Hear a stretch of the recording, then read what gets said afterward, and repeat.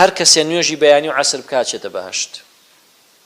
ئەی بە پێچەوانەکەیەوە ئەو کەسی کە نوێژی بەیانیە فەوتێنێ لە کاتی نوێژی بەیانیە خەوتووە. پێغەمبەر صلی الله عليه وسلم حەدیثەکە لە صەحیحەین هاتووە فەرمێ جوبرەیل و میکایل بردمیان خەوم بینی لە خەومە عەزابی قەبریان پیشانام.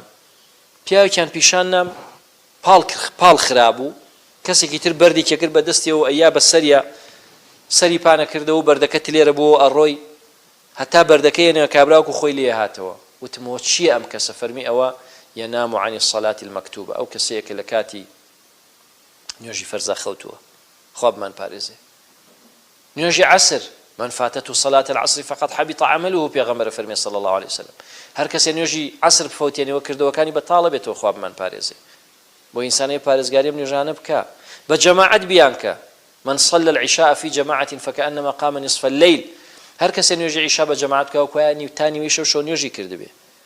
ومن صلى الصبح في جماعة فكأنما قام الليل كله. واركسي نيوجي بيعني بجماعة كوكوا هموش وكشو نيوجي كردبه.